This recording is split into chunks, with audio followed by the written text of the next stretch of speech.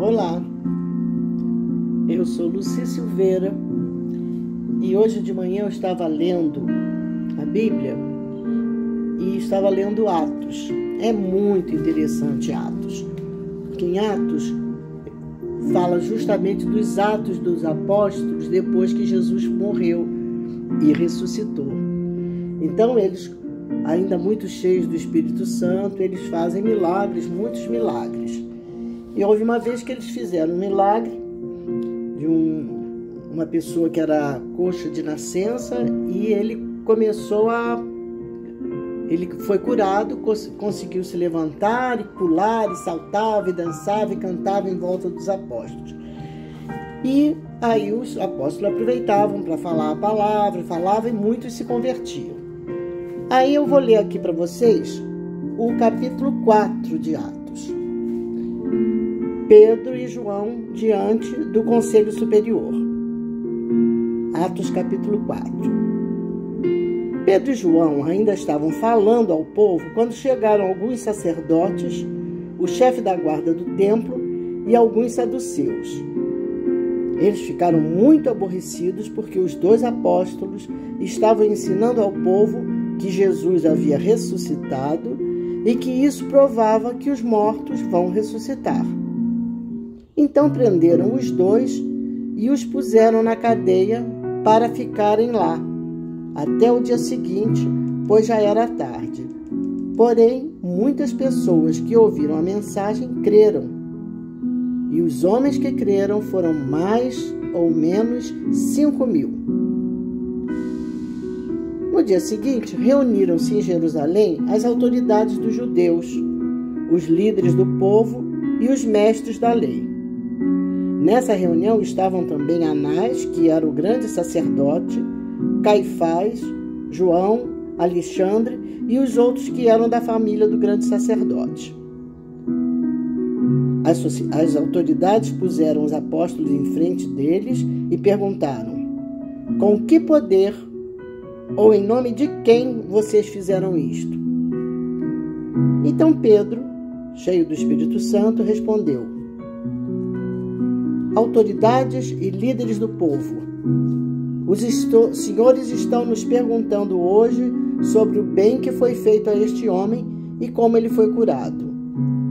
Pois então os senhores e todo o povo de Israel fiquem sabendo que este homem está aqui completamente curado pelo poder do nome de Jesus Cristo de Nazaré, aquele que os senhores crucificaram e que Deus ressuscitou.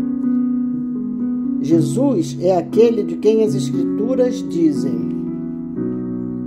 a pedra que vocês, os construtores, rejeitaram, veio a ser a mais importante de todas. A salvação só pode ser conseguida por meio dele, pois não há no mundo inteiro nenhum outro que Deus tenha dado aos seres humanos por meio do qual possamos ser salvos.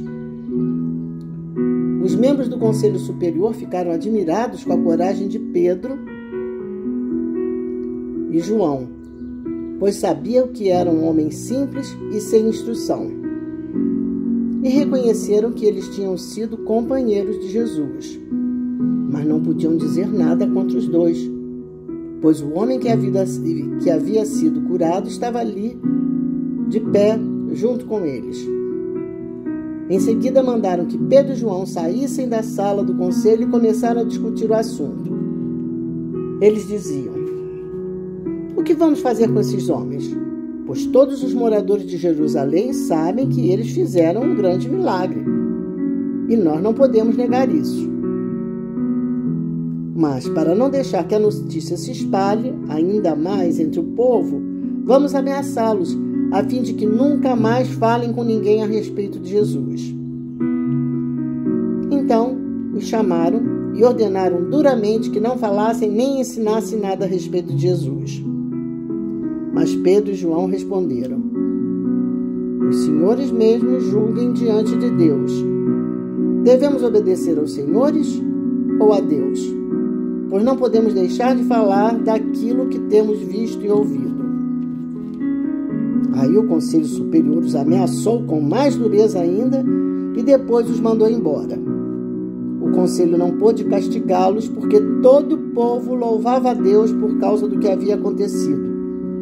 O homem que foi curado por esse milagre tinha mais de 40 anos. Vou parar por aqui no verso 22. Nem preciso falar muito, não sou pastora, então não vou fazer uma mensagem. Só vou dizer uma coisa que me chamou hoje a atenção, foi que aconteceu agora, há pouco tempo, nós estamos em 8 ou 9 de maio, de março de 2023, e patriotas estavam na frente dos quartéis inconformados com as eleições. Não há dúvida que houve fraude. O homem que foi eleito, que está aí governando o Brasil, ele vai em qualquer lugar, ele é vaiado, ficam pedindo a picanha, ele foi vaiado até no velório do Pelé, que é uma pessoa muito querida do povo brasileiro e que ninguém queria desrespeitar o velório do Pelé. Mas com o presidente que foi colocado no poder, o povo acabou reclamando, dizendo que ele devia estar na prisão. Então é isso que eu queria mostrar. Naquela época, na época de Jesus, ou após Jesus ter morrido e ressuscitado, também não se conformavam quando tinha gente pregando uma palavra que eles não aceitavam, que eles achavam que ia ser ruim para eles. E, no entanto, prenderam, mas no dia seguinte soltaram. O que está acontecendo com o Brasil? Que milhares de patriotas, está claro e evidente, gritante, que foram infiltrados, que fizeram a depredação. Está muito evidente isso. Eu fui para a rua várias vezes, era tudo pacífico, as pessoas sentadas, cantavam o hino nacional, paravam, cantavam o hino nacional. E tudo foi pacífico durante 2 meses. Por que haveria aquela depredação?